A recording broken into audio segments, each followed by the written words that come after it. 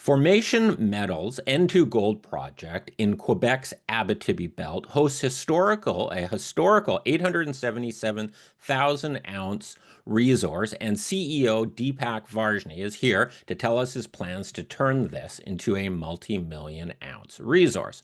It's Wednesday, April the 16th. I'm Martin Gago with Market Radius Research. Please remember, this is neither recommendation nor investment advice. We're here to learn about the company.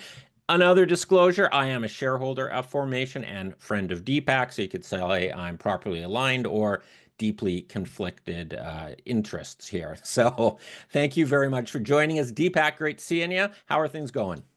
Awesome. We're 4 months into the story in a rising gold market. Couldn't be happier, right?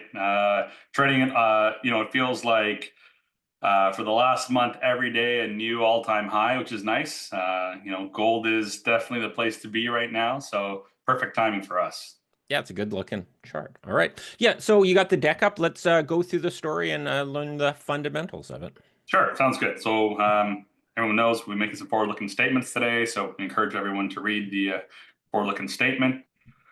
So as I said, this company is really only 4 months old. We came to trade in October of last year. And, our project at the time was a nickel property in Ontario, which we really love.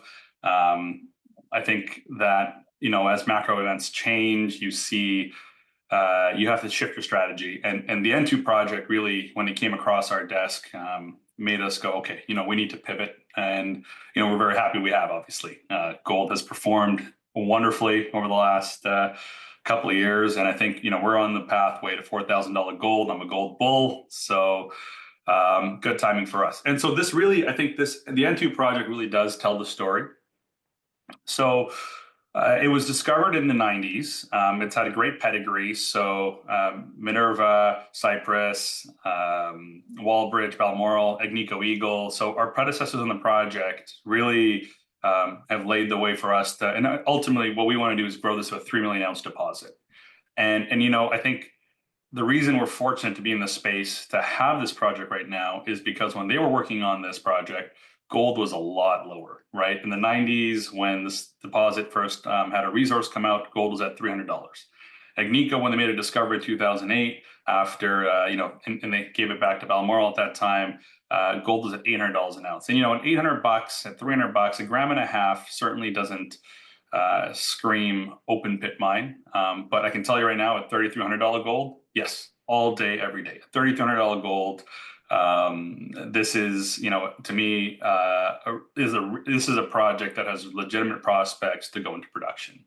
I think the best example is the cutoff of the historical resource is at 0.5 gram a ton. You see resources come out now, 1/4 gram, 0.3 grams, right? And it just tells you the difference between where gold was at 30 years ago, 20 years ago, and where it is today.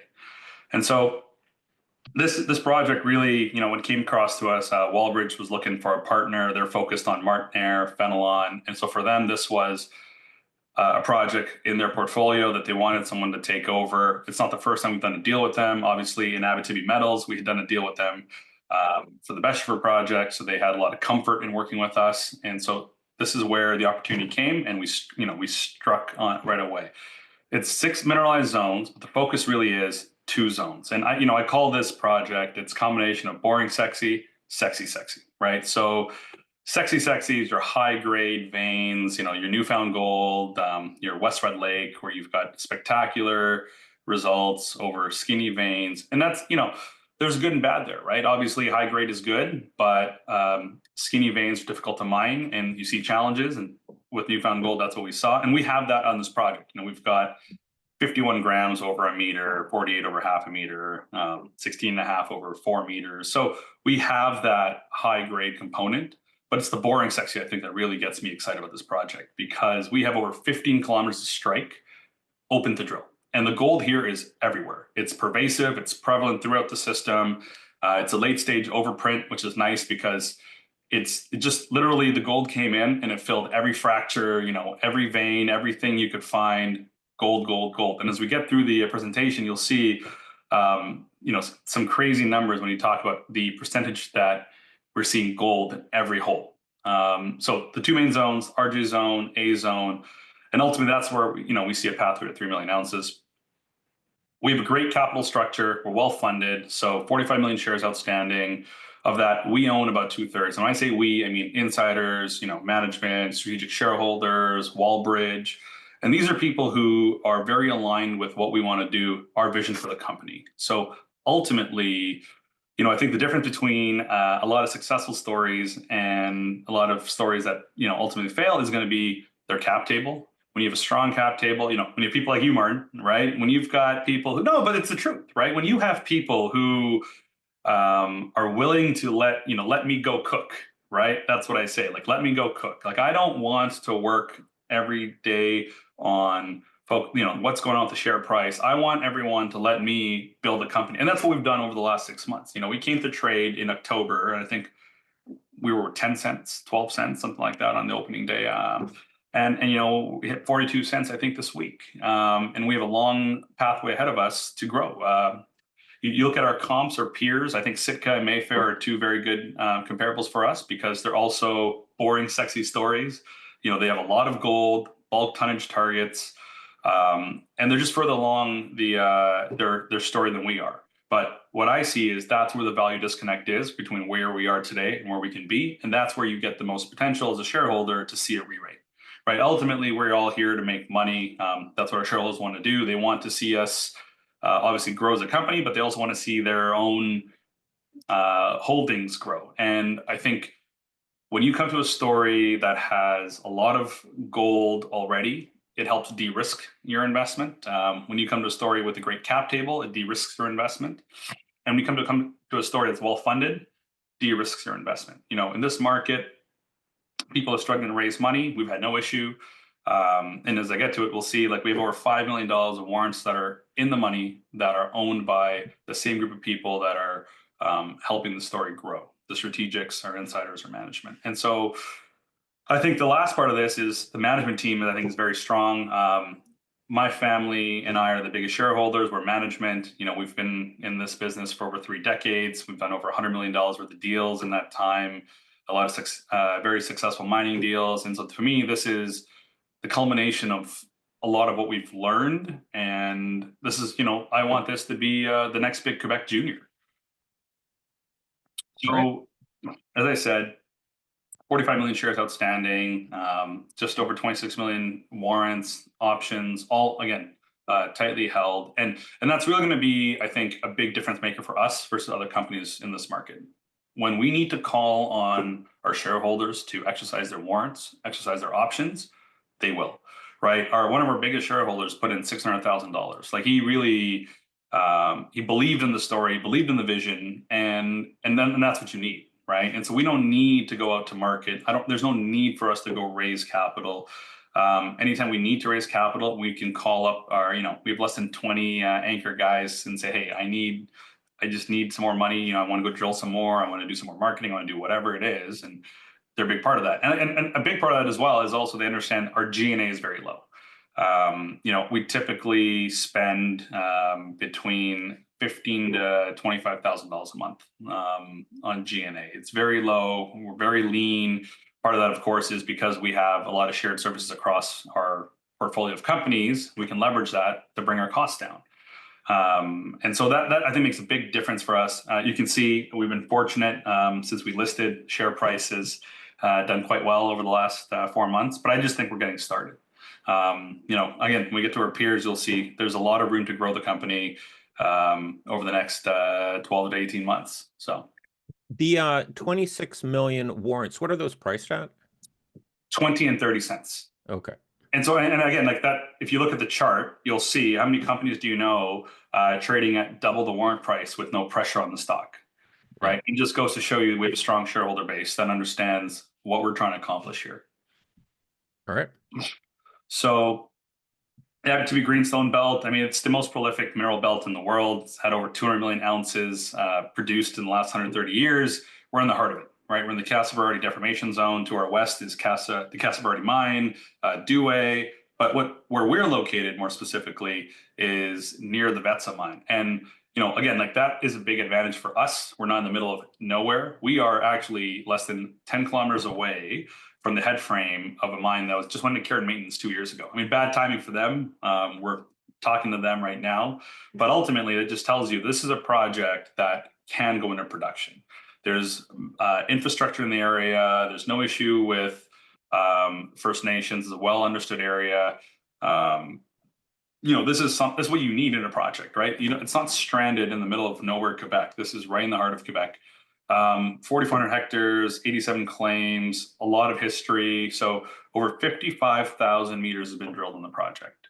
So as I said, for really 80s when they started working with Minova, but it's the 90s and 2000s where the project advanced. Wallbridge got the project back in the wake of the Great Recession in 2008. And so we're going to take advantage of a lot of work done historically to advance the project moving forward. I won't go too much into the technicals, but what I'd like you to point out here is you can see that there's a lot of room to be drilled, right? The holes are very concentrated, especially in the A zone here and the RJ zone in the heart of each zone. But the drilling that's been done outside of that is mineralized. And that's what encourages us, right? Ultimately, our strategy of the project isn't to go drill the resource that exists today. We're not here to go twin the old holes and come out with exactly what, you know what's there already. These are smart people like Nico, Cypress. These are serious companies. Like they weren't, screwing around. Like they understood what they were doing. How we're going to reward our shareholders is through discovery. And so what we want to do is ultimately go take out these big step outs, really go look at the strike that's open here and take those home run shots, right? There's plenty of gaps in the actual, I think you can, as you see here with the mouse, like even here, like this isn't part of their old resource, right? And one of the things we're working on now is building our own block model, but ultimately we have a lot of room to grow. You can look at the A zone here. All of this is open. This is an entire area that's open for us to go work on. And that's how we get to 3 million ounces. As I said, so I'm just going to move to the existing resource or the historical existing one. What areas is that in? Is that both in Zone A and Zone RJ, or where are those? Yeah, so that's a combination of the A, the RJ, East, Central. Okay. We've had various amounts of drilling done. Obviously, the focus is the A and the RJ. But you can see, this kind of good to show you. Look, we're not focused on these three zones. But if you look at the East zone, 93% of holes there intercepted gold. RJ East, 96%, right? Like this is what I'm talking about when I say that everywhere you go drill, you find gold. And our focus is going to be the low-hanging fruit. This is the low-hanging fruit over here. This is the low-hanging fruit over here. This is the low-hanging fruit over here. Ultimately, that's where we're going to go. And you can see they've done drilling historically that did find gold there. It's just a gram and a half isn't exciting when gold's at $800, at $500, $300. But I bet you a lot of people would be very excited right now to drill 70 meters of a gram and a half at surface. Yeah. So that's really kind of where that's what gets it's exciting, right? You're looking at it's cool to be looking at a project, and we're working on the back end here, building our own models and going, if I drill here, I'm going to hit gold. If I drill here, I'm going to hit gold. If I drill here, it makes it easier. It makes it more fun. If it's more fun, then you get it's a lot easier than when you have a grassroots project and you're kind of like, okay, so like, where is the gold? Like we know where the gold is. We just got to go show everybody, right? You look at the A zone here, 1.5 kilometers has been drilled out and it delivered 500,000 ounces historically, right? There's over 3 kilometers left to drill out, and limited drilling they did find a lot of gold. And like this isn't as if it's like concentrated gold in one hole. If you look at this, you see there's gold all across the zone with great metal factors, right? This is, as I said, boring sexy. But 19 of the 55 holes have a metal factor of over 20. 11 have over 30, right? That's spectacular. It's distributed across the zone over and over again. Again, it's very near surface. So, almost all the gold is within the first 250 meters, right? As I said, starting pretty much at surface. And this is, I think, the kind of project you need if you want to advance towards an open pit mine in this area. shallow, boring, broad, bulk tonnage gold. Do you have a good sense of the structure of the project, or is that part of your drilling as well, not just finding gold, but trying to sort of sleuth it out, figuring out exactly how? It's a bit of both. Like one of the more interesting things is that this is a late stage overprint. So the gold is pervasive. It's across multiple rock types. So that's one reason why you see gold everywhere. And getting a handle on the higher grade zones obviously is something we want to accomplish through drilling. But what we see is it's just honestly there's gold everywhere. And that's one reason why we're confident that this is a way to get to 3 million ounces. All RJ right. Zone, same thing.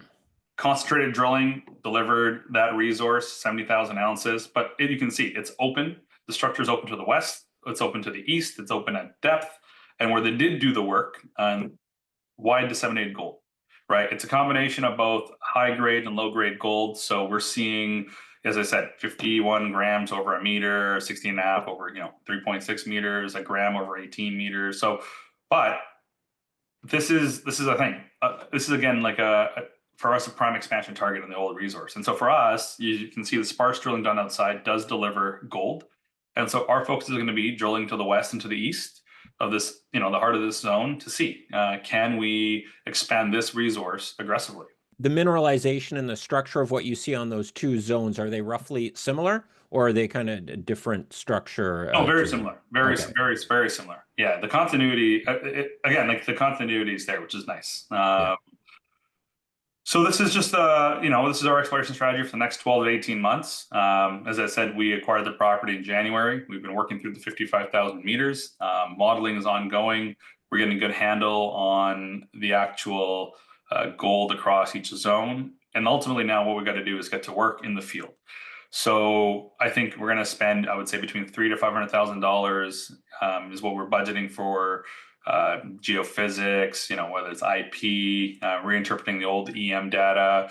But ultimately, we're going to go drill this thing. And our goal is to drill 16,000 meters across these 5 zones. We're going to start with the A zone, the RJ zone. We're fully funded right now to drill about 4,000 meters. So we can go out and drill 4,000 meters today without needing to raise any more money. Ultimately, we could actually probably drill 6,000 meters, but you got to be careful with your balance sheet. I'm a big believer in never letting our balance sheet dip below $1 million. Our cost is about $250 a meter, so that means we can drill 4,000 meters for $1 million, right? So we're able to go out and execute on the geophysics and the initial drilling. But like I said, as we're going to proceed, we will call in our warrants and say, hey guys, we need some more cash. So ultimately get to that 16,000 meter program. Right, but obviously you're doing your homework first. You're doing the groundwork, the field work, the geophysics, and that before you then really figure out your targets. What is the rough timeline on the field work, and then when would you guess at this point the drills would start turning? Yeah, so we're working right now. I think we'll be in the field later this month with our first site visit to just get some boots on the ground and get a feel for the project ourselves. IP next month. We're in the middle of permitting right now, so we actually have a meeting with the First Nations today. It was very receptive. We sent out notices to everybody saying, hey, we're the new guys in the neighborhood. We'd love to have a conversation. And everyone got back to us right away, which was refreshing. Obviously, I think sometimes it can be a challenge, but here we know everyone wants to work together to advance projects like these. And so, I think we're aiming to try to drill this thing in June, July, I would say, like in the summer. There's no reason not to. End of the day, like Wallbridge and Balmoral, what they did is really develop their own drill targets, right? Their focus is Martinair and Fenelon, and obviously they went to $1 billion market cap off those 2 projects. So fair enough, but they left us in really good shape. We could drill this property today if we wanted to, but I think better, look, they've done a lot of IP compilation themselves. Let's build on that, measure 3 times and then cut once. And then once we start drilling, we won't stop. I guess that's the best way to put it. Yeah. End of the day, there's a lot of targets. So let's go. Is the plan on the drilling? Are you gonna, like, you're talking about really swinging hard for some big home runs, doing big step outs? Are you gonna start with those, or start sort of smaller step outs just to sort of get a sense of how the structure is playing out? Yeah, so I think I would say, 50-50, right? I think there's plenty of gaps within the existing, or I guess the historical resource that we can address without actually twinning anything. There's, I think one gap is like 150 meters that is easy for us to go and drill out, and we're fairly confident that would deliver meaningful tonnage for a future resource. But we're going to be drilling, a kilometer out, half a kilometer out. Like we want to be drilling widely outside what they've worked on today, because end of the day we're getting rewarded for a discovery, not on playing it safe, right? Safe isn't going to make it like end of the day it's a historical resource, but you can look at it, you can look at the work that's been done and say, okay, we know there's gold here, our job is to go find the gold over there, over there, Yeah. over there, right? And so that's what we're going to do. It's a combination of both, but even the safe holes, I'm not worried about them. They're safe, but it's new, meaningful gold to be found. Yeah. Yeah.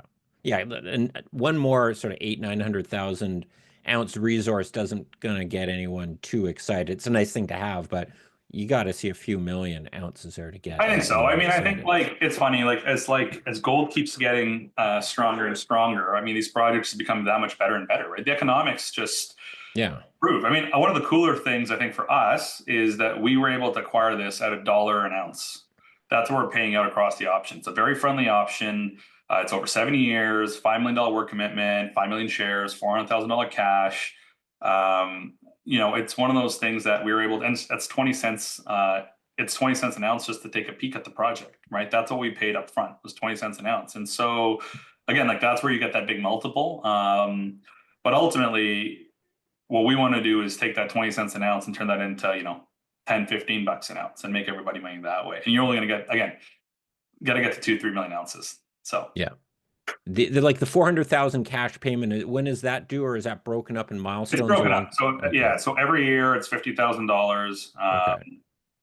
It's no, it's very light. It's a very friendly option. And again, like the bulk of the consideration in the agreement is work commitment. And that's because Wallbridge wants us to advance this project. End of the Yeah. day, I think you make the money. They got, put it this way, their first million shares came to them when the stock was trading at 20 cents, right? So if you wanna grow your investment, the best way to do it is to make people get to work on the project, and Yeah. that's what we're doing, right? That's what we got to do. But even then, like they've been very, very friendly with the terms. This year, we actually only have an obligation to spend $400,000.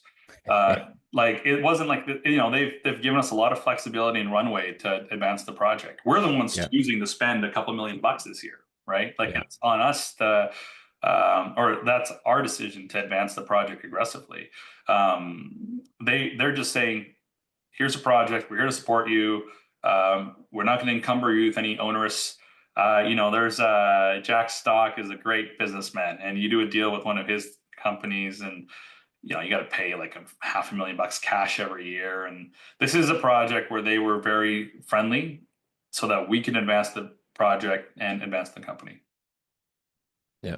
And was this talking about options and so forth? Are there any royalties and NSRs stuck on the project? There are.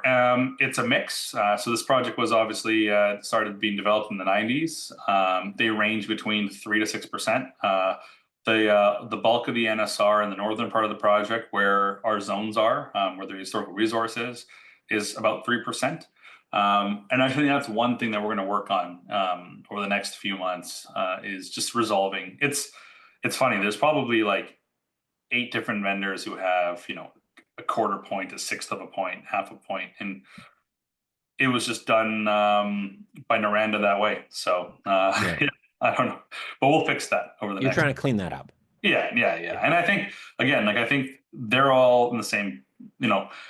Royalty payments or NSRs. They just want these projects to get to that stage. They're going to Yeah. help advance these projects. So I'm Yeah. not worried. Yeah. Well, and I'm thinking you said you'd like to do 16,000 meters across the 5 zones this year. That 16,000 meters, that gets you over halfway to your entire 7-year work commitment, right? Yeah, because that would be, well, almost all of it actually, because ultimately, if we're drilling at 250 a meter, right? That's our target here. That's about $4 million, Yeah. right? And that's pretty much the entire work commitment. Between that, the IP work, yeah, well, our goal is to try to. Hey, we did it at Abitibi. We fully funded the entire option in the first year. There's no reason we can't do it again. So Yeah. And sorry, what is the total work commitment? 5 million? 5 million. Okay. All right. Yeah, yeah. So again, like very back ended, but we want to be aggressive with this project. Yeah. Gold is Move it hot. Let's do forward. it now. Gold is good. Yeah. Yeah, Why? exactly. You've I got guess access to that's capital. Yeah. All right. well, that's it. So this again just speaks to I think the value disconnect between us and our peers and where we want to go, right? And I think really Mayfair and Sitka are my two favorite examples. They're shining stars in the space right now, but that's because they've got a great shareholder base. And end of the day, like they're advancing their project. They're further ahead along their story than we are. But you can see how do we catch up to them? We grow this resource, right? But there is a big value disconnect between where they are on a per ounce basis than where we are. So ultimately, the drill bit's going to address that. But that's the vision here, right? You buy us now here, a market cap of 15 million bucks, 16 million bucks, where we fluctuate with our share price. But this is the goal. We want to get to be a 10-digit company, right? We're only going to get there. I guess 9-digit company. 10-digit would be great, but a 9-digit company like Mayfair and Sitka. So Yeah. And a couple of good drill holes could do that in new zones, showing that there's a much bigger, indicating a much bigger resource could easily do that. well, that's it, and ultimately that's kind of why we're so focused on just making discovery and not really on running back the old resource. Now, at the end of the day, that's the easy way to do it, but it's not that kind of market anyway. You got to go out, you got to show that there's a meaningful pathway to discovery, to an acquisition, right? Ultimately, people say like, what's the goal, right? The goal is to sell this project back to Agnico, right? Like you don't make anywhere near the same value in developing a project as you do in discovering a project, right? We want this to grow to a level where someone else is going to take it off our hands and they advance it themselves. Like we're not in the business of advancing projects to the mine stage. We're in the business of advancing projects to the takeover stage. And we've got our feelers out for other projects similarly priced where we have a huge opportunity to acquire an asset for very cheap valuation, add that to our portfolio and advance them for the same reason, right? I think being a gold company in a market where you have a strong balance sheet means you get to unfortunately beat up a lot of these smaller juniors. And for us, that's a huge advantage, and we're going to take every advantage of it. To sum up, so yeah, the N2 project, a great gold property, a lot of upside. We think it's going to go 3 million ounces. The A zone, the RJ zone are really our focus. We're really heavy discount to our peers. We have a strong re-rate potential, well-funded, 2 million working capital with over $5 million worth of warrants that are in the money that we can bring in. Great management team with over 100 years of experience and over $100 million funded, and great structure. 45 million shares outstanding, 2/3 of which are tightly held. So we're in a position here where we can really re-rate the company as we advance the project. You talked about strategic investors. Are they sort of unnamed strategics, or who would you call the Yeah, until they strategics? get the 10, you can't say. But Okay. we've got some pretty good guys on the cap table. So, and Yeah. we've got some guys, as I said, like we have one big name who put in 600. So he's not obviously not small fish. Yeah. The other zones, you're going to focus on those two zones. Are you going to punch a couple of holes into those other ones, or just do some more field work before you decide whether to go there or not? Yeah, and so ultimately same strategy, but at a smaller scale. I think that they are not, they're kind of our B list, I would say. Yeah. And it's just because they've had less work done on them. The A zone, the RJ zone are much better understood than, the central zone, the east zone. And so we'll get more mileage out of drilling out those two zones. But those other three zones in the work they have done have delivered meaningful ounces to the the historical resource. Again, similarly, they found gold pervasively throughout each zone. Yeah. Like I said, 76%, 80%, 90% holes delivering over a gram per meter intercepts. And so those are, I think they're nice value adds. And ultimately, if each one of those can deliver 250,000, 500,000 ounces, who knows? I mean, I really need to understand them better. But the A and the RJ will be the focus. The next, I'm trying to think of what the next catalyst or a bit of news events coming up, and that's, I guess, the start of field work, get some boots on the ground, maybe release some data from there, May, June, and then the drills start turning in hopefully in June. That's it. So, now we're going to be we're much more active. I'm hoping to release a 3D model over the next couple months so that people can see what we see. Yeah. We have one. It's not quite polished enough for investors to really look at, but it shows us the potential. As I said, we're getting to work. We'll be doing a site visit later this month. We'll be doing IP next month. We're in the middle of permitting the project, so a lot of updates from just discussions with the First Nations, with government. We'll be releasing our drill hole plans so people can see kind of what we're hoping to accomplish with the drilling, and then ultimately drill this thing in the summer, right? So we've got a very busy 4 months ahead of us. Do you have their old core samples from the historical drilling in that, or just the logbooks and the data? Yeah, so we have it's almost all just the data. Okay. They validated the data. We have a little bit of core, but it's we wish we had more, obviously. But Yeah. it's hard when they've been doing the work in the 90s and 2000s. So. All right, I think we've covered all the main topics here. Before we wrap it up, any final words or anything we missed that you want to highlight before we wrap it up? Just that I think, we are a gold company in a rising gold environment. Just the start of our story. We worked hard over the last 4 months to really get to where we are today, and we see that success in the market. I think the next 4 months will be pivotal for our company as we get to a drill program. End of the day, that is when investors see the biggest, I think, wins in the story, right? Junior mining is a scary industry, but end of the day, like that's, when people are drilling projects, that's when you see the biggest success, right? It's nerve-wracking, right? You go out there and you don't say drill or kill. We're very confident in what we have. I think that's why we've seen the stock re-rate over the last 4 months. And I think this is a good time for people to ask questions, right? Come reach out to us. My cell phone's out there. People can more than welcome to email me, call me, text me, and let's have a conversation. I think this is going to be one of the rising stars here in 25. We had the best performing company in 2023, and we're going to repeat that this year in 2025. Right. Deepak, thank you for the update. Thanks for sharing the story. It's solid. And have a great day and talk to you soon. Take care. Ciao. Cheers.